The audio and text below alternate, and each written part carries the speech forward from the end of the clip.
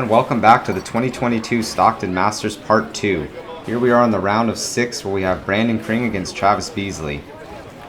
We saw Brandon in round 2, but just a reminder, Brandon shot 501 in round 1, 504 in round 2, and 447 in round 4 for a 242 average on the day.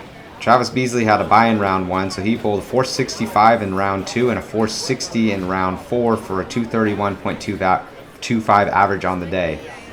So Brandon with about a 10 to 11 pin average advantage on Travis for the day, but a lot can happen.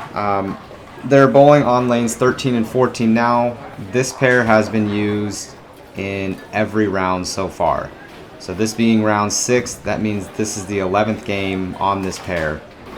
So expect to see a little bit tighter of a shot. They're not going to have quite as much of a forgiveness as they did on the fresh. Not knowing what bowlers were on here before, the pattern is definitely going to be changing. And you can see right there in Travis's opening shot, it looked like he liked it off his hand, and that ball had no interest in hooking, leaving the 2-4-8-10. Very, very tough spare to pick up. Travis just going for the count. Very smart. The odds of picking that up are pretty slim, and being so early in the match, it's not really necessary to take that kind of a risk.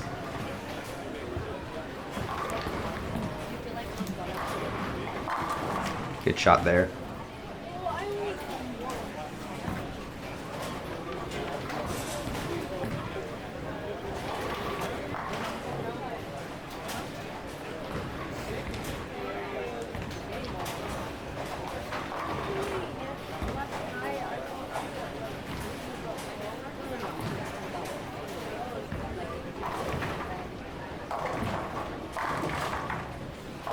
Now it's going to be interesting to see in this match, how it plays out, because you got two guys throwing two very different lines. You have Brandon throwing something with a lot more surface on much more extreme inside part of the lane, and you have Travis going a little more direct with something a lot more polish on it.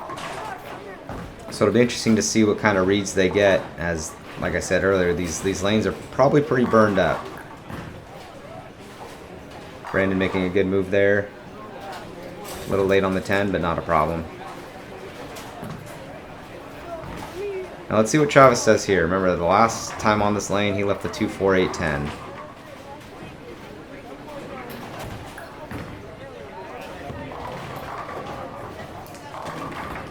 Looks like he made a little bit of a move, but even still, the ball came in a little late, got the light mixer. He'll have to fine-tune that shot a little bit on the right lane. Now he was perfect on this lane on 13 on the last shot, so let's see if he can replicate that last one. And it looked like a good shot, ringing 10. Travis a very good spare shooter. I don't assume he'll have any problems here. Yeah, it's perfect. Dead center on the 10 pin.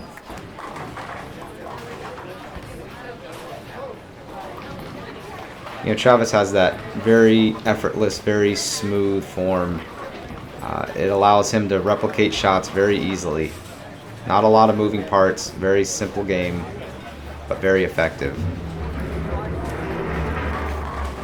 Brandon getting that one out a little bit, finding some dry boards out there still. Ball keeps coming back, and it's a good shot.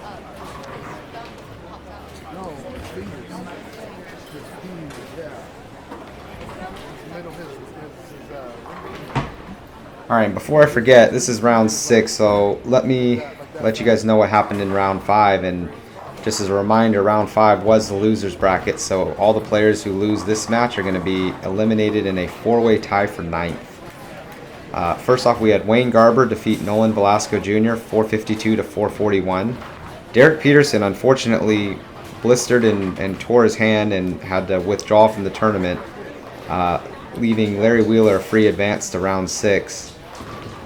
Miles Duty defeated Armando Godoy 434 to 393, and Tim Cagle defeated Dupree Dickey 482 to 450. So good run on your tournament. For the guys that got knocked out, for the guys that won, they're bowling round 6 right now as well.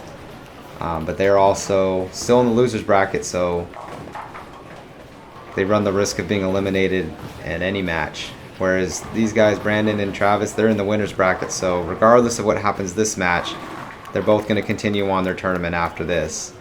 Obviously, the winner is going to skip round 7 and go straight to round 8, and the loser of this match is going to have to bowl in the losers bracket in round 7.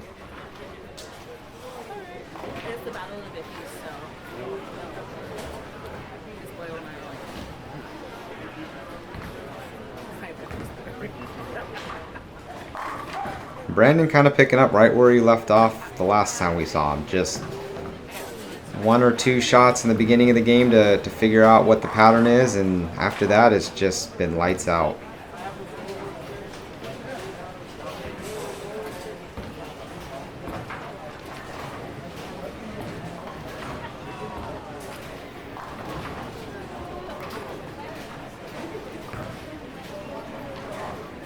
That's just another great shot there.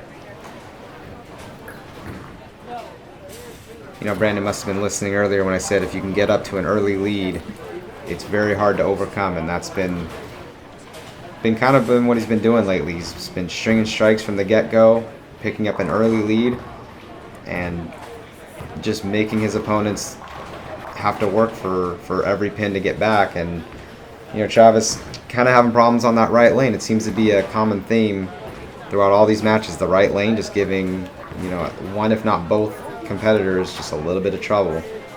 He's gone light on that lane a couple times and makes the adjustment, goes just a high flush and leaves a 9-pin. So pretty frustrating, I'm sure. But Travis is a great bowler. He'll figure it out. Seems like this left lane he's a little more dialed in. Like that was perfect, splitting the 8-9. If he can get that right lane under control, he can give Brandon a run for his money here. But he's going to have to find it pretty soon because Brandon's lined in pretty good. And with a double here, it's going to tighten the screws a lot tighter for Travis. Going a little high flush, tripping the 4. And, you know, sometimes getting a break here and there is a big momentum swing. Not that Brandon needed any help in the momentum department, but knowing that he can miss a little bit and still get away with it just is going to boost his confidence even that much more.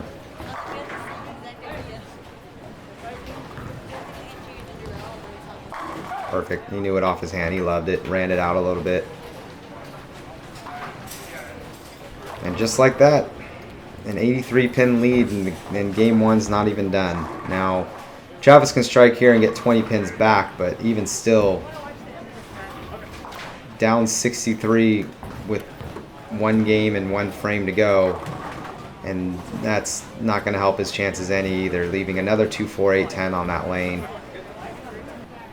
His last shot on that lane, remember, went a little high and left a 9-pin. It looks like he made the move back to where, or just made a little bit of a move to get away from that high flush, and he pays the price there.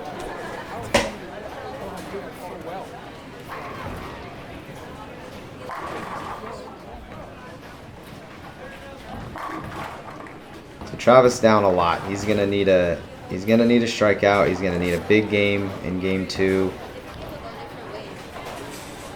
and he's gonna need help from Brandon. But we saw Brandon in round 2, and he doesn't look like he has any interest in keeping the match close. It looks like he wants a big lead early, and he wants to hang on to it and have an easy coast into the next round. Travis with another unfortunate break. I believe that's his 3rd 9-pin of the match. Or was it 2 10-pins, 2 9-pins? I can't quite remember. At any rate, at some point he made a ball change. I wasn't paying too much attention. Looks like he's having the same result as he did with the other ball anyway. So Travis 183 in the first game. Not his best. I'm sure he's looking to improve on that. Brandon, if you can pick this up, is going to be in the 260s. That's going to be an 80-pin lead after 1 game. Pretty tough to come back from, especially from Brandon, who's been bowling just phenomenal lately. But we'll see what happens.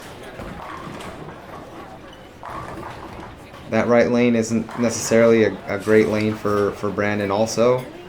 And so we'll see. I mean, a couple of bad breaks on that lane could tighten the match up a little bit. And throwing a fill ball, and that looked great. So that might be something to think about. You know, that right lane is a little bit tougher, and it looks like now he has two options to pick from. So after game one, Brandon Kring up 84, which means if he can manage to shoot a 217 or better, he's going to shut out Travis Beasley, even if Travis shoots a 300. And as good as Brandon's been bowling lately, I don't see 217 being a problem. But regardless, Travis is going to need every pin he can if he wants to have any chance in this match.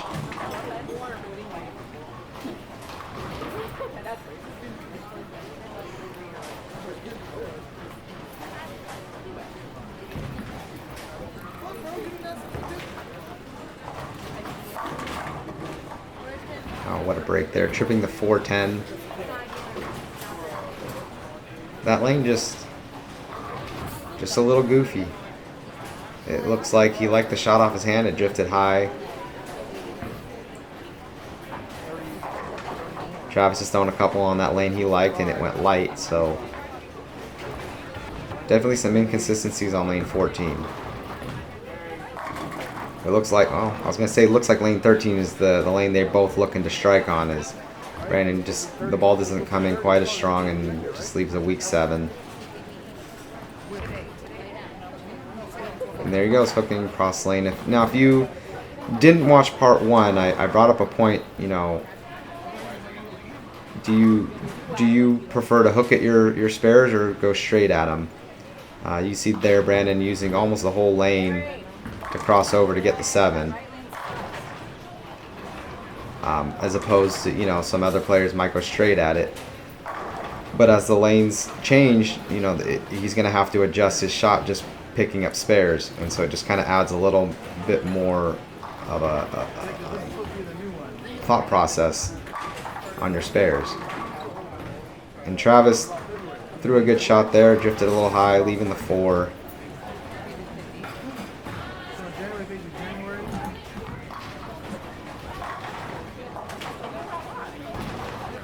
Good cover on the spare.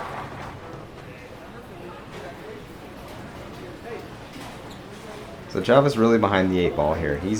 I feel like he's going to have to strike out for 279 to have any hope. And even if he does that, Brandon just needs a 200 to shut him out. And Brandon trying that same shot he threw in the fill ball in the first game. That one drifting a little bit high, leaving the 610. And he seemed to look confused. He seemed to like that shot. And it looked very similar to the fill ball, not getting anywhere near the same reaction. So we'll have to see what he does on that lane. Looks like he's content with the shot he's got on 13. He's going to stick with it, even though he left that weird 7 in the second frame. Not going to deter him as he comes in a little bit light and gets the mixer, this time getting the 7 out.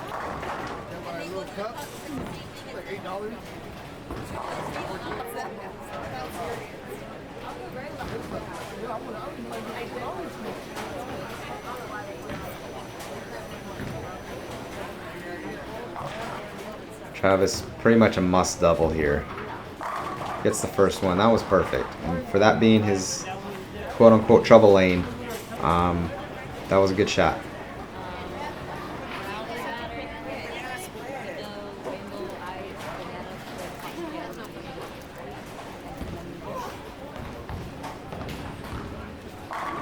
Alright, that's 2 very good shots in a row. That could be a little glimmer of hope for him. But Travis striking out isn't necessarily going to be enough. He's going to need help from Brandon. Looks like Brandon going back to the original ball he's been throwing.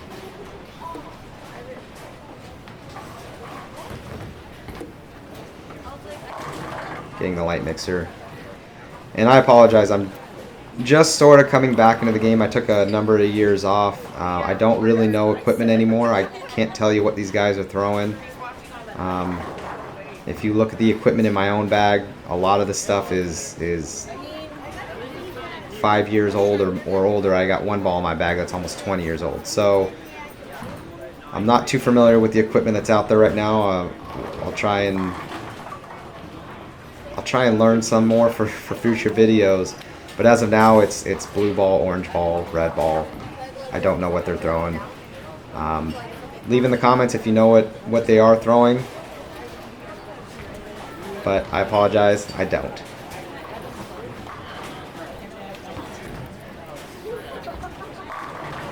Travis throwing a great shot there. Tripping the 9, not a problem. No need to make a move on that shot.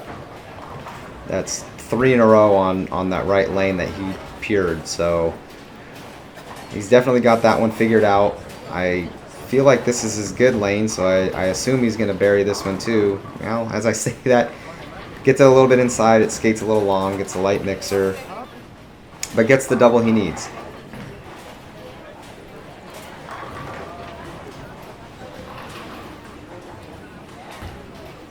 Now, you know they say it's not over till it's over, but I feel like if Brandon can put a double here, that's going to seal the deal. That's going to earn him an advance into the round of 8. And every time I say that, something weird happens. He goes a little high, leaving the 6-10. Shouldn't be a problem. Should be an easy spare. Yeah.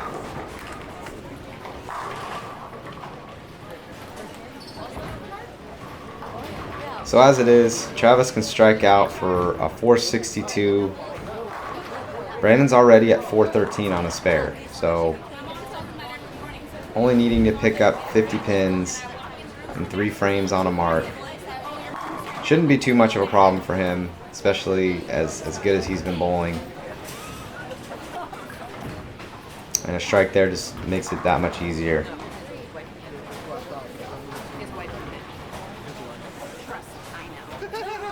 Alright, Travis in a must double situation. Great shot. And he's got that lane figured out finally. That's 3 or 4 in a row on that lane. That was just absolutely perfect.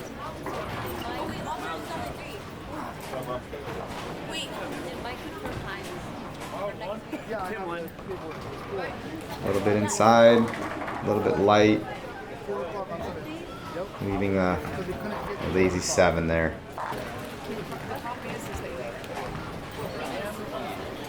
So that's pretty much going to do it for this match. That puts Travis at a max 441.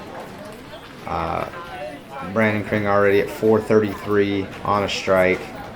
Needs 8 pins and 2 frames on a mark. I can say with a fair amount of confidence that he'll get it. And there it is right there. So Brandon's going to move on to round 8. Travis is going to have to bowl in round 7 in the loser's bracket and hope to run the rest of that ladder to make it back into the finals.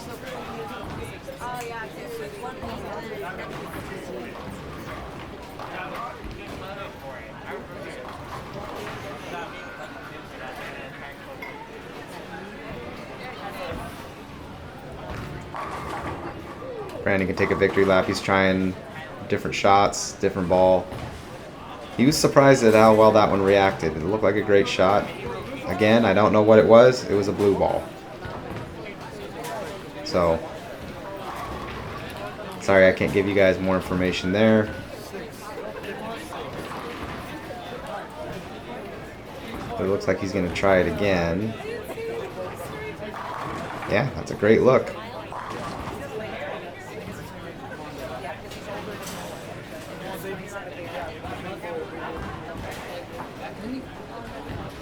So Brandon going to shoot in the 490s again. That's a 245 plus average. He's been bowling pretty consistent today, averaging right about 242 to 243 for the day. That'll get, well, of course I say how he shoots 489, doesn't even shoot 490. But good bowling. Travis can strike out for 441. Not his best. I'm sure he'll be looking to improve on that in round 7.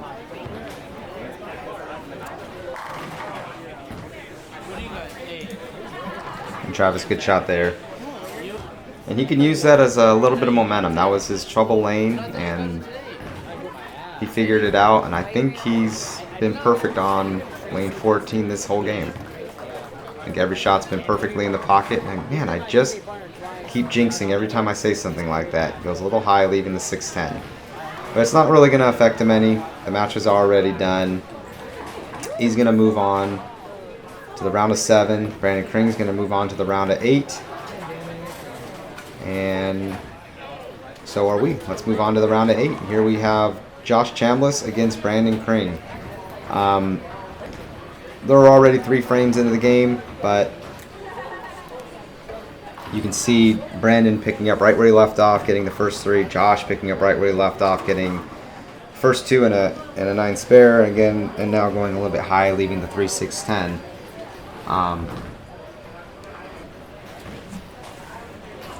But should be a fairly routine spare. Yeah, good cover.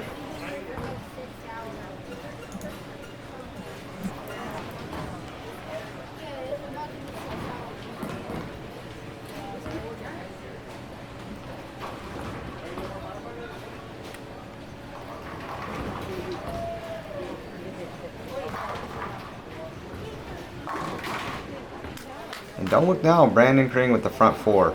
And we've seen in previous matches, if he gets on a roll, look out. And it looks like he's been sticking with the same ball all day. Each match we've seen him bowl, it looks like he just moves a little more inside, trying to keep up with the transition on the lane, using as much fresh oil as he can, if there is even still any left on the lane. Just leaving a weak 10 there. And this is the round of 8, and having the hindsight and the stats and knowing where everybody bowled, I can tell you right now this is the 6th match on this pair 11 and 12. It got used in rounds 1, 2, 3, and 4, and it skipped round 5 and 6, and there was another match bowled here on round 7. So quite a bit of traffic on this pair. There were a lot of lefties that bowled on here. Miles Duty, Rich Custer, Jake Odell, count Tim Cagle in there. All those guys bowled on this pair, and that's not really going to affect these guys' shots any. But there were still plenty of right-handed bowlers on here, and it's definitely going to affect the shot. As Josh just leaves a ringing 10 there, unfortunate.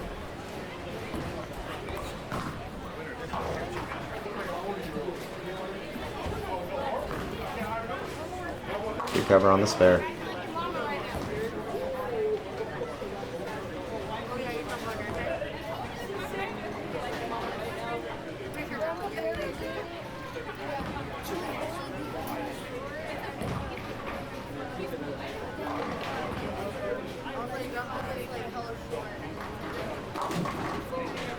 Brandon kind of juicing that one a little, coming in a little bit light, leaving the 2-8. He liked it off his hand. He didn't like the reaction he got out of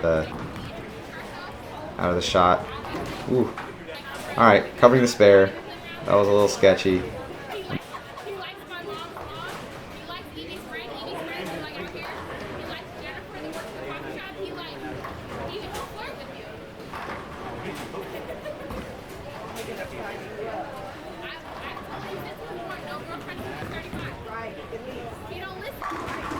Great shot there, splitting the 8-9.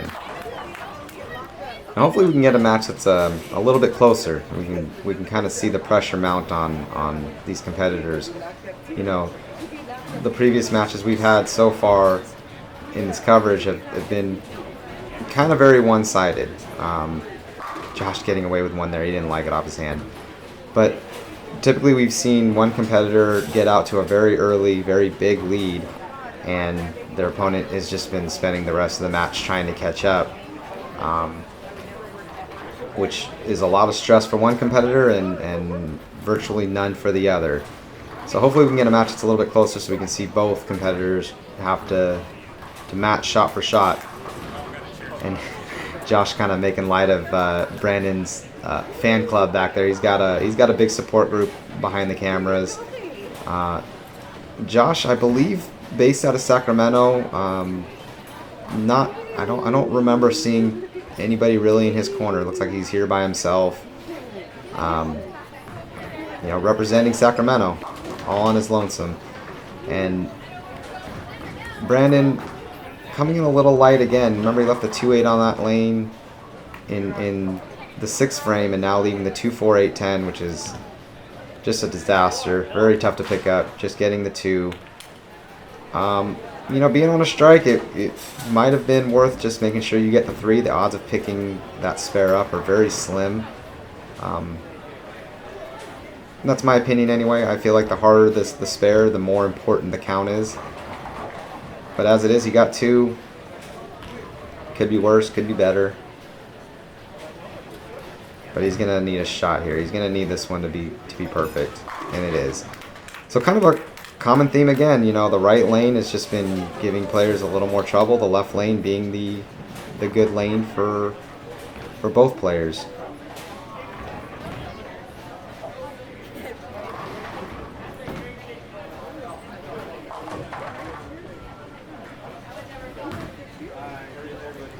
Gosh, throwing a much better shot on that right lane.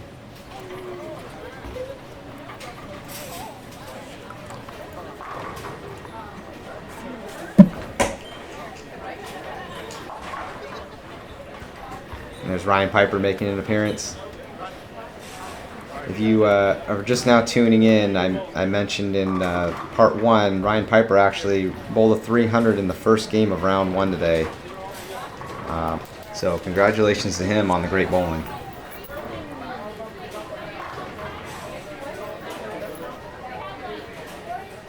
And Josh with 4 in a row, he can strike out and guarantee himself a lead going into the second game. It wouldn't be a big lead probably, but any lead. Oh, well, and of course I jinxed him again. It's going to put him in the 230s. If he picks this up, 235. Brandon Kring can strike out for 233, make it a 2-pin game. That'll make things exciting. It'd be by far the closest match we've had so far. Well, let's see if Brandon can finish off this game strong.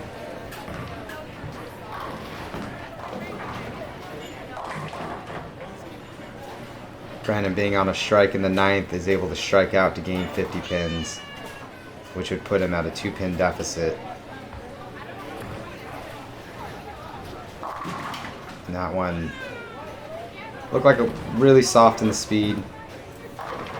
Ball checked up pretty early and never really had a chance. Good cover on the 3-6-10.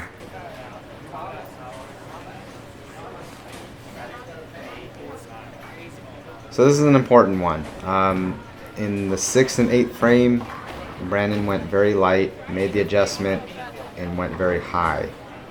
He's going to have to find something in between, making a ball change, getting the strike, but not the way he expected. So there you have it. Josh Chambliss up 22 pins going into the second game.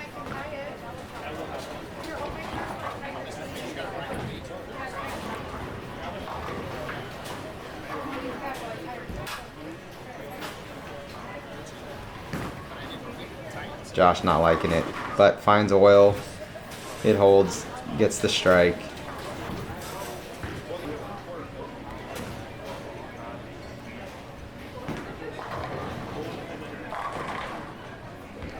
So as I've been saying a bunch today, Brandon's going to have to figure out this right lane, and not just Brandon. It seems like most competitors, that's their crutch lane. Puts a good roll on that one. Comes in a little light.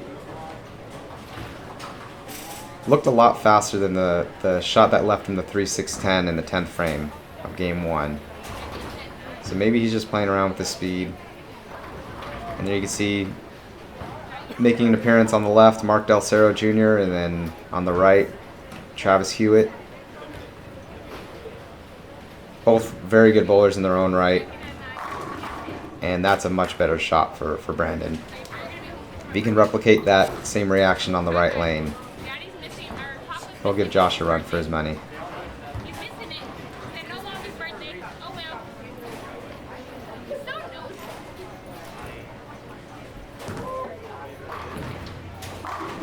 And great shot there for Josh. Now, just as a reminder, this being the round 8, both of these competitors are undefeated. So the winner of this match is guaranteed to make it to the finals. So the winner of this match is guaranteed a second place at worst finish. The loser of this match will bowl in round 9 and will have a guaranteed third place finish at worst.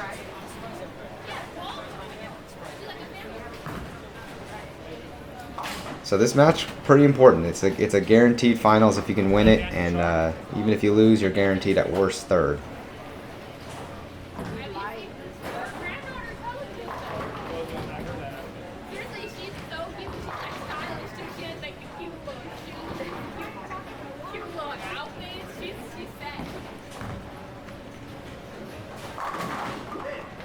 Another unfortunate hit on the 7. And you know, we've seen that a bunch from Brandon. He puts a good shot out there and he just gets this weird pin reaction which leaves him kind of a lazy 7. Not much you can do about that. Not a whole lot of adjustments you can make to correct on that, but it's just a common leave for him today.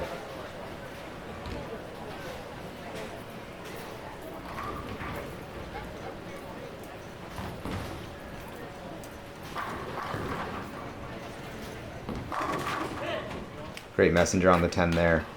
Now also bowling in round 8, Wayne Garber is bowling Tim Cagle. And the winner of that match will meet the loser of this match in round 9.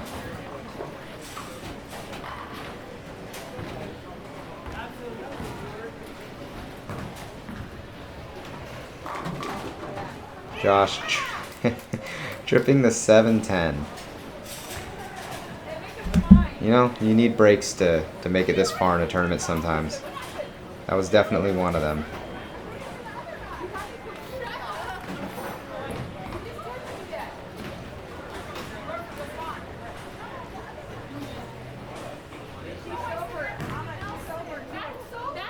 Much better shot there. Never a doubt on that one.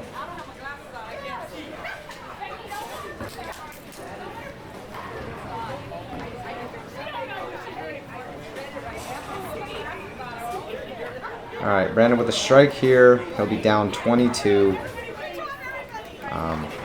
Not an insurmountable deficit to overcome, but if Josh keeps striking, Brandon's going to run out of frames very, very quickly. And that's a much better shot than he threw on that lane last time. Even though last time he got unlucky with a 7, that ball had a lot more drive into the pocket.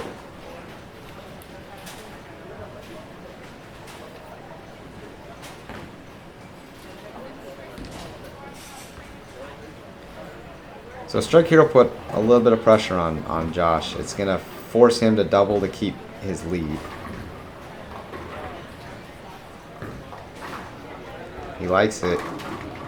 And just drifting a little high, leaving a 9. Unfortunate. That could have easily carried and put a lot of pressure on Josh to almost sticking at the line, almost going over. But as it is, covers the spare. Keeps himself in it.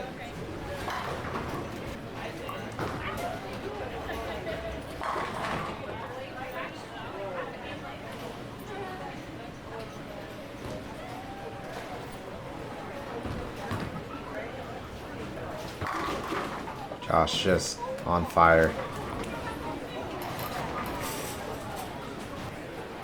Hard to beat a guy with a ball reaction like that.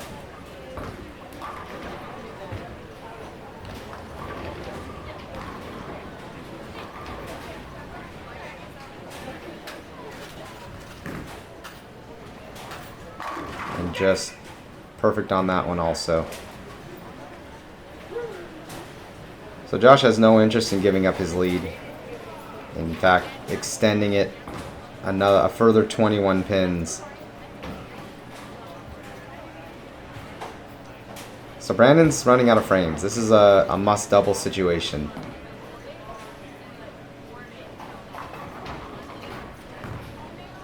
Sticking a little up the line again. Going high, leaving the 3-9.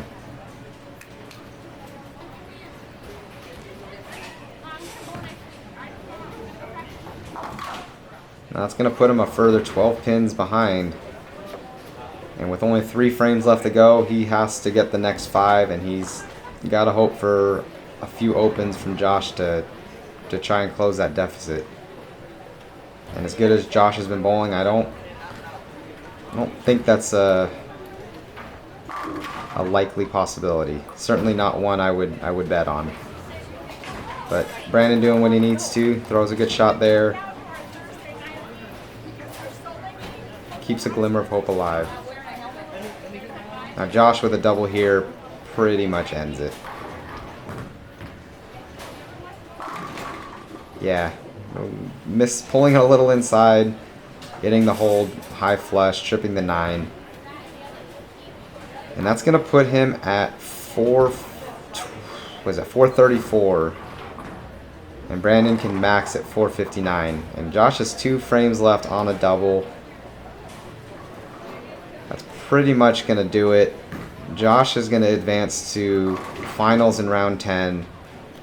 Brandon's going to have to move on to the loser's bracket in round 9, but he's only going to be there for 1 match. The winner of round 9 in the loser's bracket is going to advance to the finals and meet Josh Chambliss. So Brandon's going to meet the winner of the match, Wayne Garber against Tim Cagle. And we'll have to see the results of that match in part 3. Brandon getting a little lucky strike there, mixing around, knocking the 8 down late.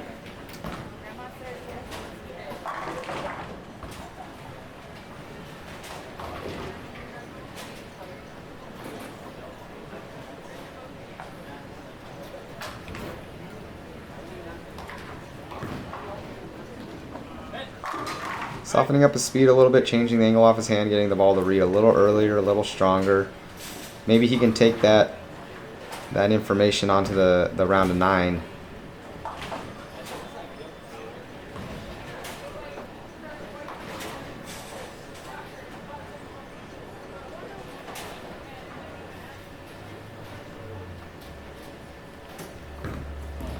Getting that one way out. Alright, well, now he knows he can't miss that far out.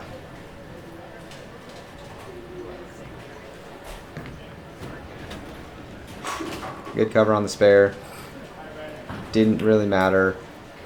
That's a 445. Chambliss already at 454. So Brandon's already shut out. Josh is going to take a victory lap here. Try and strike out for a 279. Great ball there.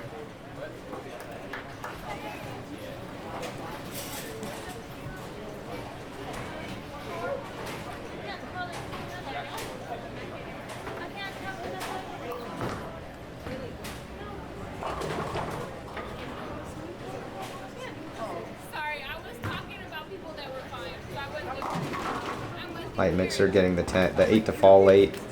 Not a problem. I'm actually a little bit surprised Josh isn't trying some different shots. He's gonna get to sit out this next round, but I would have thought he would have looked for a new shot just in case, have a backup plan. But as it is, 278, great shooting, 514. Very good bowling, and we will see you in part 3 for rounds 9 and 10.